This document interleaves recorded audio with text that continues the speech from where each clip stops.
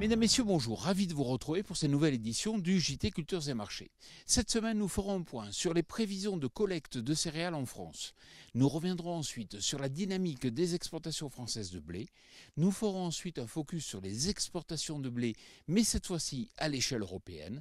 Et nous conclurons cette émission en vous dévoilant que les stocks attendus sur le marché mondial du maïs sont au plus bas, un plus bas jamais atteint depuis plus de 10 ans. FranceAgriMer vient de dévoiler les toutes dernières prévisions nationales de collecte de céréales pour la campagne 2025-2026. En blé tendre, elle serait de 30,3 millions de tonnes, soit environ 7 millions de tonnes de plus que l'an passé. On note également une hausse de 19% de la collecte d'orge à hauteur de 9,8 millions de tonnes. Pour le blé dur, elle serait stable d'une année sur l'autre avec 1,2 million de tonnes de collecte. Attention, cela reste des prévisions à confirmer au cours des prochaines semaines, mais la tendance est là pour réfléchir à vos stratégies de commercialisation car la production s'annonce dans l'ensemble satisfaisante en quantité comme en qualité. À noter toutefois qu'il existe des hétérogénéités, mais elles sont peu à caractère régional, plutôt en lien avec les dates de semis, les plus tardifs ayant souffert de la canicule de juin.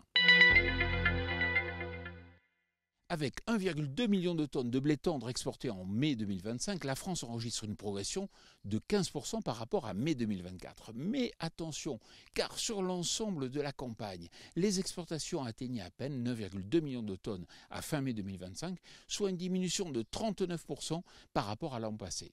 Côté débouchés, la Belgique reste le premier client avec 2,3 millions de tonnes exportées sur 11 mois.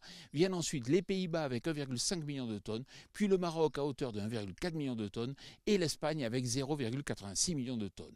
Du fait notamment de la position française au sujet de la reconnaissance du Sahara occidental, il faut noter l'absence de l'Algérie qui a drastiquement diminué ses achats de blé depuis 4 ans, blé en provenance de la France bien sûr. À cela s'ajoute un contexte monétaire défavorable pour la compétitivité française avec un euro fort par rapport au dollar. Et enfin, il reste les taxes Trump annoncées pour le 1er août, même s'il est encore aujourd'hui difficile d'en mesurer l'impact. Au 30 juin 2025, les exportations de blé tendre depuis l'Union européenne vers les pays tiers atteignaient 20,8 millions de tonnes, en baisse de 34% par rapport à la campagne précédente. Parmi les principaux clients figurent toujours le Nigeria, le Maroc ou encore l'Algérie, mais les volumes livrés restent insuffisants pour enrayer la dynamique de repli observée cette année. Selon les dernières estimations de l'USDA, les stocks mondiaux de maïs devraient chuter à 272 millions de tonnes, soit le niveau le plus bas depuis 10 ans.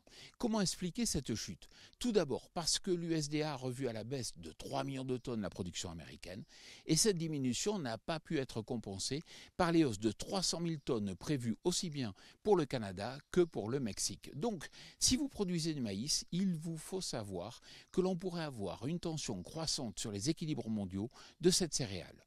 Voilà, le JT Culture et Marché, c'est terminé. Je vous souhaite bien sûr une excellente semaine et puis bien sûr d'excellentes moissons.